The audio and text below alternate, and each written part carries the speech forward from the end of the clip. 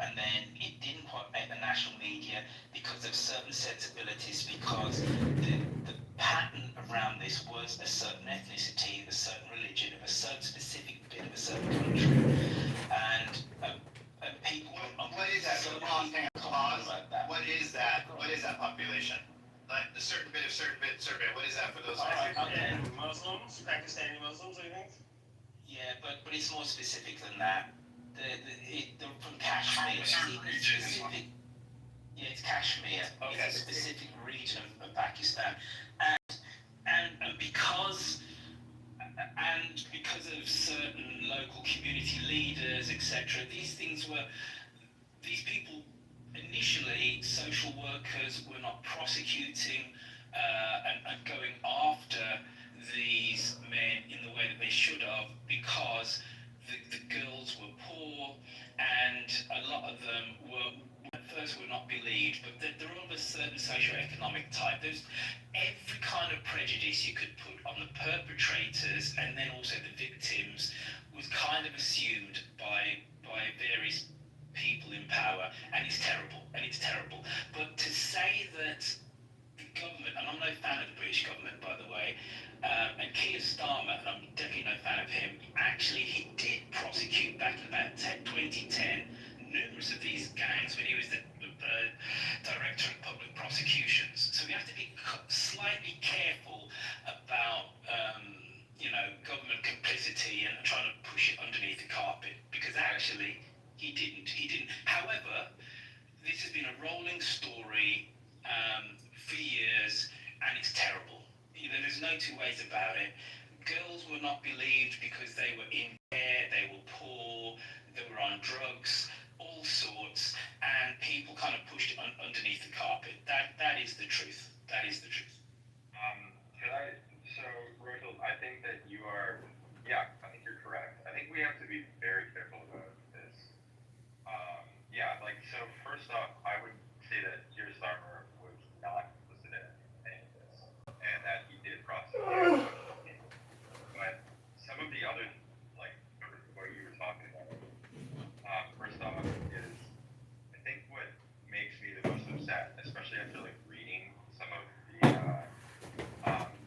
I guess social workers' write-ups about this, is that they weren't calling them, victims of underage outbreak. They were calling them child prostitutes in the write-ups, which I think is disgusting. I think it's crazy that was the normalized language. So they were the other thing too is that it's not Keir Starmer, who was head of CPS at the time, that I would say is responsible for covering this up, but there are people that are in government now that are responsible. There's evidence to direct it their way. I don't know if you know who, I can't remember his last name, but this guy named Raha, who was a criminal investigator who worked with MI5 for many years. He left and became an independent journalist, uncovering specifically grooming gangs. And what he came up with is that Angela Rayner, he was evidence that Angela Rayner actively covered it up. Andy Burnham, who's the mayor of Manchester, and then there's a whole list of labor politicians, and he has evidence on all of them. And the government has refused to, because they would essentially be investigating themselves, right? So what do you do in that sort of case?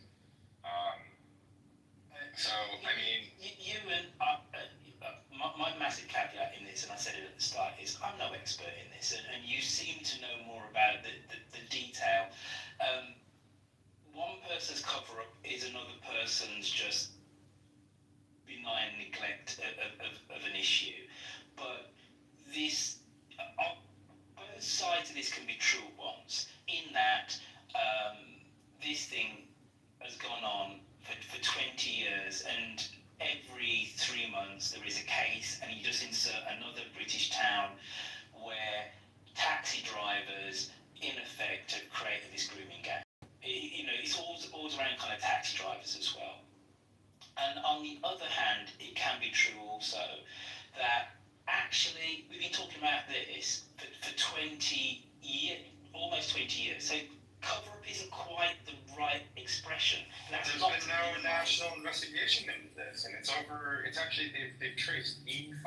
in the cities now with an independent investigation. Just released documents like yesterday. So I would say it is covered up. It hasn't been investigated. Well, again, I defer to your wisdom on this, but the very fact that the first case got to the national press in about 2007 or something or another, and people were prosecuted back in 2010 says to me slightly otherwise. But I take your point about a joined-up investigation that looks at the national-wide patterns of this and who was where when these cases came to their desk, and people were prosecuted, but the systematic failure of social services, but also the police on the ground when the first complaints were made in various cities, and what we can learn from that. All right, so I think the two opposite things can be true. It's not exactly a cover-up. However, there are things that we can learn and we should learn, and maybe a nationwide investigation which looks at all these instances, will pour some light onto this disgusting episode.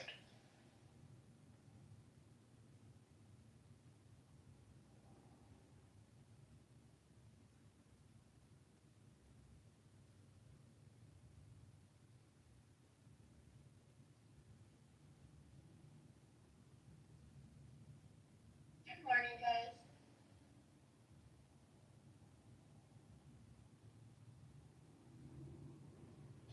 This is content serendipity. We're creating content.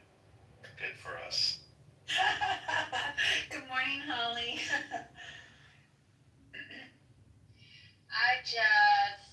I'm listening, and, I don't know, guys. I don't know where to go. I feel like, are we safe anywhere anymore? I don't know, sometimes. Is America, should we all just get the fuck out of here?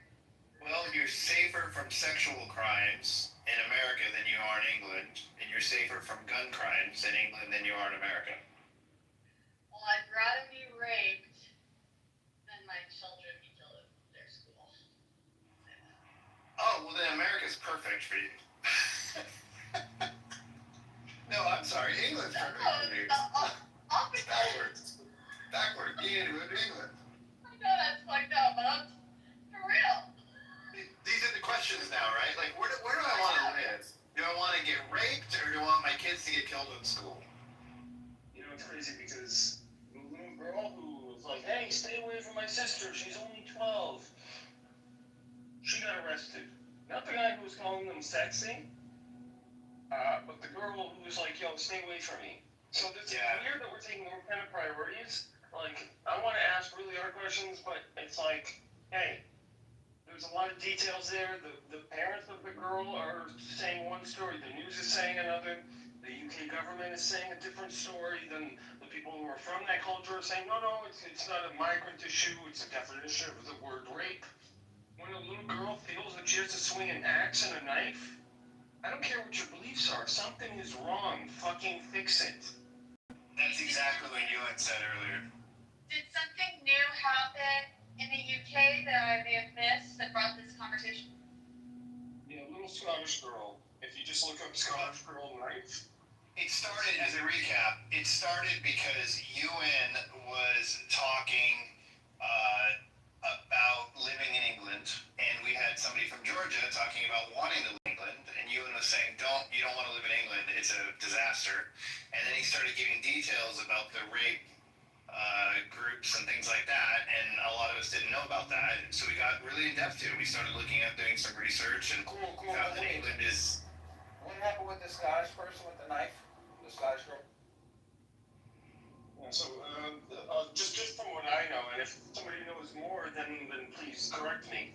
But a little Scottish girl with her sister walking down the street, her sister gets approached by this migrant, and he's kind of trying to, I don't know, engage them in some way, talk to them that they're sexy or whatever, and supposedly what happened was that this is not the first time that this has happened, and so they're much more vigilant about protecting themselves. And so you have something like, hey, the girl whips out a knife, look, draws like a little axe. And it looks like medieval and stuff, but she pulls it out and says, like, stand back, my sister's only 12. Leave her alone, kind of thing. And then the guy keeps going, and really don't know what happened after that. The kind of video cuts off, but apparently one of the girls ended up in the hospital, according to some reports. Now, it'd have to be confirmed, but that's kind of like, that there's this, hey, migrants take priority because we can't be racist. Seems to be the story. I'd like to be wrong. I don't think, listen, I'm going to check out of this conversation because I fully appreciate that, you know, there's no two ways about it. This terrible grooming gangs thing did happen in the UK, is probably still happening somewhere, and we need a root and branch torchlight on it as to the reasons why things got so bad. But, you know, if the conversation started with don't go live in Britain because you're going to get raped, you know, it's like, come on now, right? And, you know, I'm proud to say that I come from somewhere which has free universal healthcare, right? Which has, and for somebody who, I love my time in California, lived there for 9 years, I think we have a better work-life balance than in America, with a low overall cost of living. You know, I could go on. America's a wonderful place, right? But if the conversation started, well, you know, you're going to get shot in America or you're going to get raped in Britain, you know, it's like, you know, we should all be a little bit more adult and a little bit more nuanced with our conversations. And again, I am not saying that Britain is perfect by any stretch of the imagination. But anyway, yeah, thank you for indulging me and letting me on the stage. The conversation didn't start that way. That was my sarcastic commentary 3 minutes ago. All right, Mike. The conversation started by Ewan giving us actual facts about what's going on over in England, which sounds pretty fucking messed up because we pulled up some statistics and saw that the UK is the top of the entire world of countries for amount of sex crimes, and it used to be Sweden. The UK is doubled Sweden in the last little bit of time, so it seems like it is a very serious problem. And you know, whether or not we want to talk about it, it has political implications based on the liberal politics that have allowed. Apparently, it sounds like a government to largely turn its nose to some serious issues because of the political implications of being called racist, which I think is a fascinating concept because the United States was kind of heading that direction, and Trump disrupted a lot of that by saying, you know what, our liberal politics are going a little bit too far. We can't have men in sports. We can't focus on transgender issues as a number one priority, and you know, not every white person is racist when they call out statistics. Hey, Royfield, question for you. Are these the rape gangs, are they happening in Ireland? I feel like I don't hear about it there. I have no idea. Ireland's another country. I couldn't comment on Irish politics at all. I don't know. All right, I have no idea. never mind. But for the stage then, because the reason I ask is I was there recently for a couple weeks, and I had been there 20 years prior, almost 15, 20, and I don't recall it being near as multicultural as when I saw it, and mostly when I was there, very heavy Muslim population seemed to be walking around in various cities across my time there, and I was just curious if that was happening there, because it doesn't seem like they have these problems there. Wondering why. I'll just quickly answer you, Holly, then I'm going to bounce out the room. Immigration into Ireland is a relatively recent phenomenon. So if you look at the mass migration of people from the island of Ireland, it's the potato famine in the 1840s, and Ireland has been a net exporter of people ever since. The population of Ireland, this is kind of from memory, so don't exactly quote me on this, but the overall direction of what I'm about to say is going to be true. The population of the island of Ireland in 1800 was about 6 million, and the rest of the United Kingdom was, I think, something like 10, something like that. the population of the island of Ireland is now 6 million, still 180 years later, whilst the population of the rest of the UK is 65 million. It shows you how much people left Ireland because of the potato famine in the 1840s. So hence you have the massive Irish population in Canada, in America, in places like Philadelphia, Boston, etc., Chicago, also in Australia. So all the way until the late 1990s, people left Ireland. If you were young and you had a family, you left Ireland. Primarily actually to the UK. So my home city of Birmingham, massive Irish population. So much so that you don't even think about it. But 30% of the white folks in Birmingham, my hometown, Irish descent. So the reason why I mention all that is when I went to Ireland, purely anecdotally in 1996 for the first time, I was literally stopped in the street because I was black. Because you just didn't see non-white migrants in Ireland. Since accession to the EU and with the Irish economy doing really well, in the early 2000s you got lots of European migrants to places like Dublin and non-white Irish folks, non-white immigrants, going to Ireland. So now we are seeing first and second generation non-white Irish people, and it is incredibly common to go to somewhere like Cork or Limerick and see somebody who's black or brown who has an Irish accent and will call themselves Irish. It's a really recent thing. Unlike in the UK, where there has been black and brown English people since the 1940s in significant numbers. There always were some before in places like London, but in terms of the mass wave of migration to the UK, so in the last census, 18% of people in the United Kingdom are non-white, and that fundamentally comes from 1948. Ireland is much more recent. Thank you. Ewan, did you want to chime in? Oh yeah, I was going to agree with Royfield. I think like what's going on in Ireland right now, from what I'm seeing, is that because Ireland is still part of the Republic of Ireland is still part of the EU. They still go by EU law and stuff like that. So yeah, again, a lot of the migration there has been much more recent.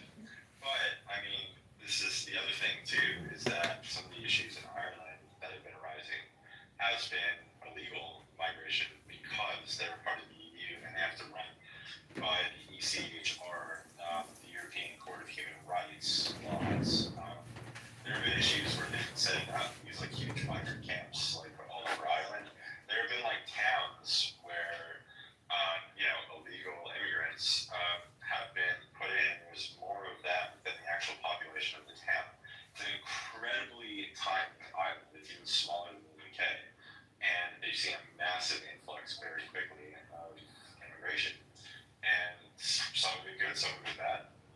That's just the reality of it. I mean, with places like Scotland, for example, with the grooming gangs, things had not been investigated in Scotland previously, for example, but now that things are being investigated, it's starting to turn up that there were and are still active grooming gangs in Scotland. So I mean, it's like incredibly complex what's going on here. But part of it is the fact that we don't have statistics because the government hasn't investigated yet. We don't have police reports because the police never reported on it. So that's kind of the issue that the UK is facing also, is that we don't know the full extent of all of this. There's independent investigations into the grooming gangs going on in the UK. There's one that just got released, I think, yesterday or 2 days ago, that you can choose to believe or not. But the government has essentially been forced into a national investigation into the grooming gangs because something called the Casey report came out, highlighting the importance of doing a national investigation, as it has been actively covered up. So do you think that Ireland and Scotland could end up going down the road that Britain finds themselves in, or do you think that they will? right? So same laws, same national government. Essentially, they do have sort of a separate government, but it's still essentially it's Westminster that's still being called the shot. So yeah, I mean, I think it's starting to happen out there. I think that we're starting to see a lot of like migration happening in Scotland. But I mean, like England, it's been happening for years in like sort of the main cities, the towns like Glasgow, Edinburgh. Dundee is the one, the town where the girl with the axe and the knife. That's where that viral video comes from. But yeah, I mean, it's so complex. But I think the part that makes it the most complex is the fact that we haven't had proper investigations into this yet, and essentially what the British people are the most upset about isn't the acts themselves, it's the actual cover-up from the government to police to even the caretakers that were supposed to look after these girls. I think that is what the British people and people in the UK are like the most angry about, is the active cover-up, and it's still being covered up in ways, and it's still active. There's still active bringing games going on, even though it's probably one of the number one things talked about in this country. So yeah, it's a really, really dark, sad like situation going on here. Do you think like Ireland, not Northern Ireland, but Ireland that's not, under UK rule, can they curb this before it becomes like, do they have more autonomy, I guess? I know they're influenced a lot by Britain. I don't know how much like can they be spared? No. I guess. No. So Northern Ireland is under UK law, and they are actively actually moving migrants to Northern Ireland. I know that there was recently a huge riot where they burnt down 3 houses in Ballymena because a girl got raped by 3 migrant boys. They were underage too. They were all underage. But this is the thing, is that it's not really focused on race or anything like that. The girl who got raped was a mixed ethnic, like half African, half Irish girl. I think the locals care about the Irish, and they're worried about what's happening to specifically underage girls. And the thing about the Irish that's a little bit different from the English culturally is that the Irish actually go out and riot much more than the English do. I think the English are a little bit more passive with this stuff.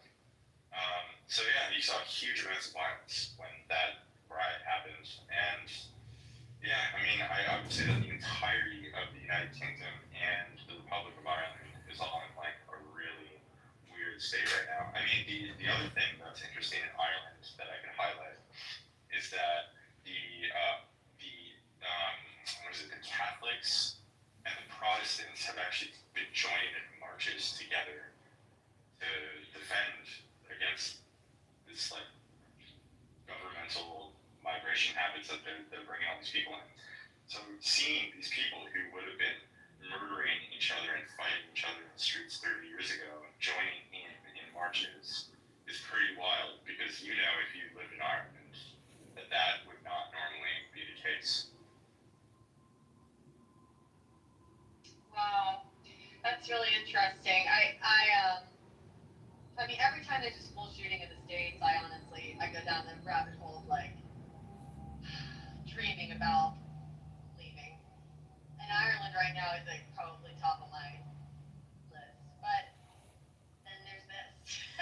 So I don't know. There's always something that's making think twice.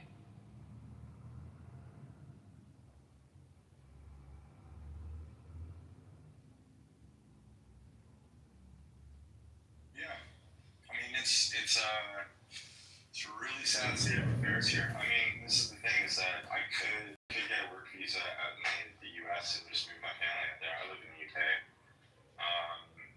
and that's what I think we're gonna have to do. To be honest, I think that the U.S., because of the way that your culture functions, I think that because of your constitution, I I don't think that it's possible for what's happening here to happen in the U.S. But with that being, you guys have to be like really, really, you have to pay attention to this because I think that this is something that very could easily happen to you guys out there. I think there's little rumbles starting, and I feel like the UK is generally about 10 years ahead with social movements, whether it's people that we agree with or disagree with. So I would say you guys gotta pay attention to what's going on in the UK because it very likely could happen in the US as well. I think that you guys are safer because of your constitution and the safety that it derives. But with that being said, I don't know. I'm severely worried about you guys too. What is it about the Constitution that you think makes a difference in this matter? The Second Amendment. So, specifically what you're saying is... Actually, sorry, the First Amendment and the Second Amendment together. Yeah, because free speech in the UK is gone. Are you saying we're safer because we have guns? I mean, yes, partially, but also the First Amendment, you have it in your Constitution. Free speech. We don't have free speech here. This is the problem, is that people that speak out about this get imprisoned all the time. They're in this country, in the UK, last year there were over 12,000 people arrested, put in jail for social media posts. I thought you also said that there are demonstrations every day about this. Of course, yeah, people are still allowed to protest. But you guys understand how people are freaking out, yeah, but I mean, there's people being arrested left and right over this stuff too. There's lots of people being arrested during these demonstrations. There was a guy who just yelled at a police officer last year during the Southport. Part of it was a riot, but this guy wasn't at a riot, he was at a protest, and he yelled at a police officer about it. This is the guy, Axel Ruda Cabana, who murdered 3 girls in cold blood at a Taylor Swift dance party thing, and it's like a horrible story. And this older gentleman who's retired, he yelled at a police officer. Wait, hang on a second. And he got arrested. For the Taylor Swift concert? No, the Taylor Swift dance party. It was like a little neighborhood thing. Multiple, I think 8 girls got stabbed, 3 were murdered. He almost beheaded one of the girls. They were like under the age of 10. Axel Ruda Cabana. Who is that? He is a Welsh choir boy from Rwanda. But that's how the government portrayed him as. They called him a Welsh choir boy and murders 3 girls. That's how all the news stories portrayed it. And then when his picture came out, because he became 18 right afterwards, everybody's like, yeah, Welsh choir boy. And just look his name up, you'll see the picture. But there's a guy, I mean, this is just one example of many, who he yelled at a police officer and he was sentenced to 2 years in prison just for yelling at a police officer during a protest. And he ended up killing himself in prison because he had health conditions, all sorts of, heart problems. Was that the fellow the killer, was he born in England or in UK?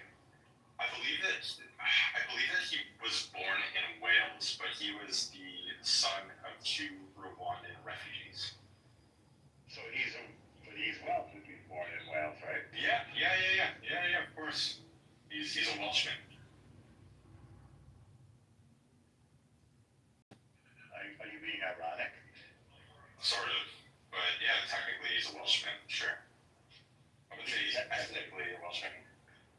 But, his background is Rwandan, but... You mean his parents are Rwanda? Wait, do you think that... Wait, are you saying that a Welsh person... Wait, so if I went to Rwanda...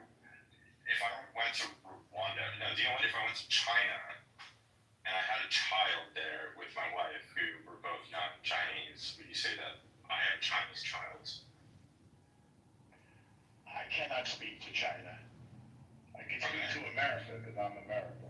Yeah, I mean, do you know what, America is a bit different because America is like a few hundred years old, and I actually think that, becoming an American is actually like a really great thing.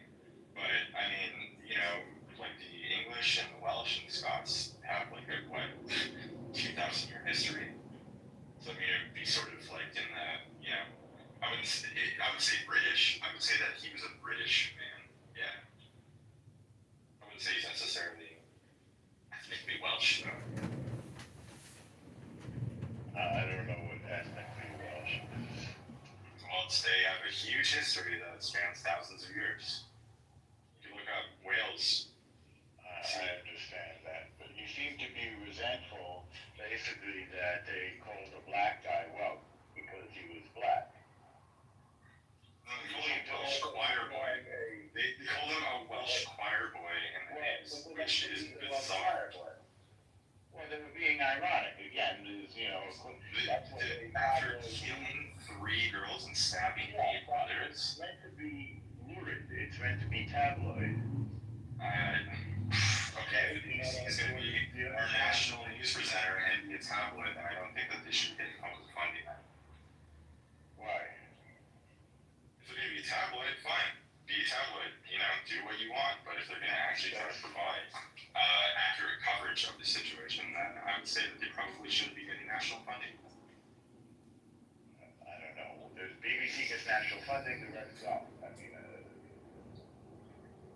it's a Look, they were trying to minimize public anger. Okay, that is what they had to do. Right? It took them 3 months to put the picture up.